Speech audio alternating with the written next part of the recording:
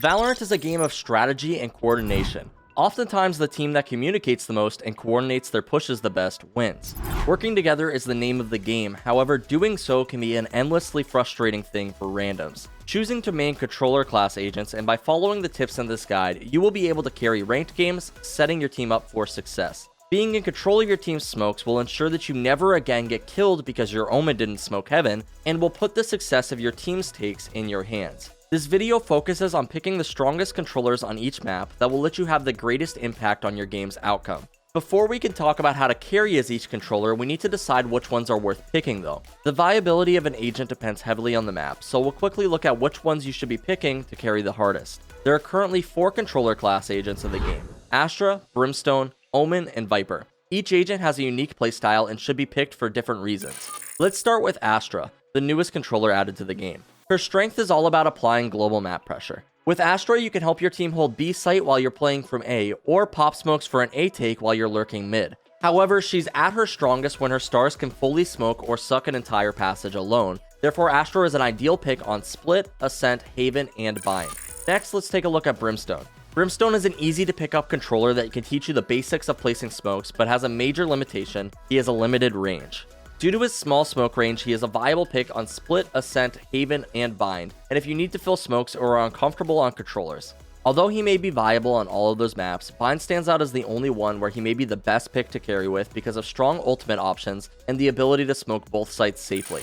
Now, let's examine Omen. Omen has been a staple controller since the beta, allowing for nearly global smokes and insane outplay potential. Omen is serviceable on every map, but he's strongest on Ascent, Haven, and Bind, where he has great flash lanes and lurk potential. Finally, we'll look at Viper, the most niche controller. There is almost a complete consensus that she is a must-have on Icebox and Breeze, and taking the time to learn her on these maps will greatly increase your win percentage on them. Although Viper is a must pick on these 2 maps, she is by no means a troll pick on the remaining ones. On Split, Bind, and Ascent, she can be an oppressive pick, but your team will still need a second controller to succeed. Oh, and by the way, if you're looking for a more hands-on approach for how Radiant level players carry matches using controllers, we recently uploaded a bunch of new Smurf commentaries to our website where the best players in the game teach you how to climb the ranks with all different agents in the game. Our service is also backed by our rank improvement guarantee, so if you don't see the improvement you're looking for, it's literally no risk. Let's get back to the video now, but if you're looking for the fastest way to improve at Valorant, then be sure to check out SkillCapped.com, link in the description below. Now that we know which controllers you should be picking to carry games, let's take a look at where you should be placing your smokes to give your team the best chance of winning. We're going to break this part down into 2 sections. First, we'll look at Astra, Brim, and Omen, then we'll look at Viper, as her smoke placement is unique. With controller agents, you're going to want to think of 2 things when placing your smokes. Am I blocking an angle that my team could be peeking from, and would this smoke be likely to help the enemy? If you're playing a conventional smoke agent, then you can avoid helping the enemies by ensuring that your smokes are flush by placing them like this instead of this. Smokes that stick out like this can allow your team to get killed from an odd off angle that's hard to see, and then have the enemy duck back into cover before you can punish them for this. Keeping this in mind, on attack you are going to want to make sure that you use your smokes when your team is about to take a site. I can't put enough stress on the about. The smokes must be down before your team starts to swing so that they don't get killed. But if they are down too early, they will tip the enemy team off to start rotating. They can also clear before your team is fully set up to defend the site, leaving them in the open.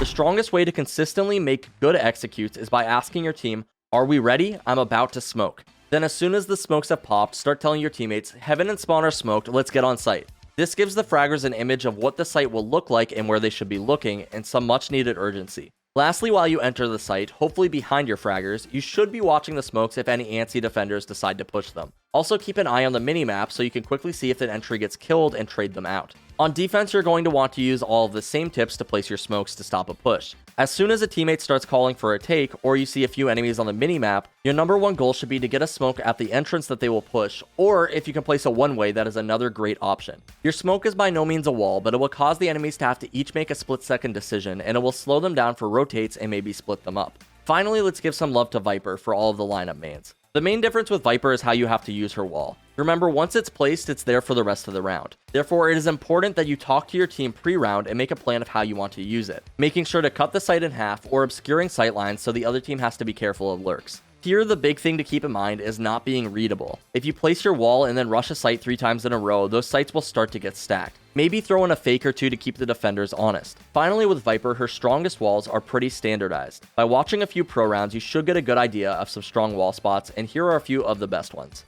After mastering your smokes, each controller still has a unique set of options to carry your team with, so let's take a look at maximizing your remaining kit. Starting out with Astra, who has a suck, stun, recall, and wall remaining, the biggest tip with her is to use her suck and stun in combination with the smoke to catch out enemies who push it or swing as it dissipates. Her recall can be used in place of a smoke to get you out of a corner or cross a sightline without committing a whole star, or to peek an angle where you watch the recall and are ready for it to fall. Lastly, be careful with your wall, as Boaster puts it.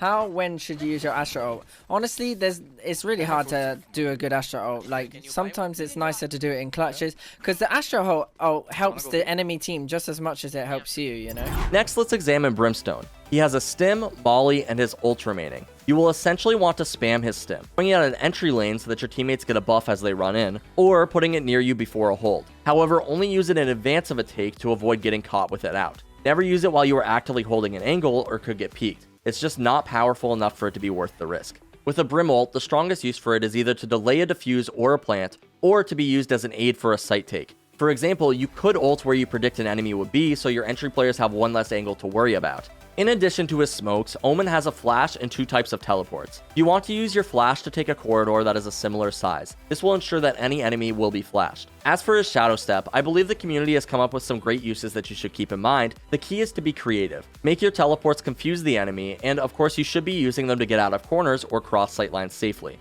Finally, let's take a look at Omen's ultimate.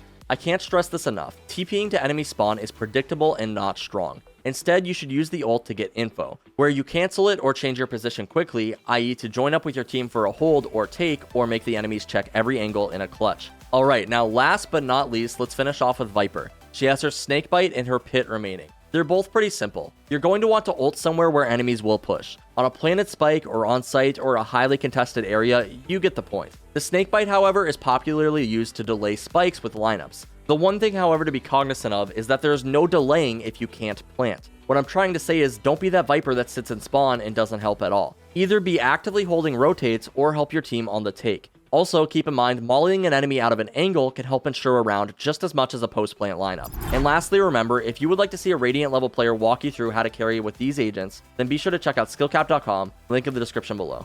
The main takeaway of this video should be that by picking a controller agent, you have the biggest impact on if your team wins or loses the game.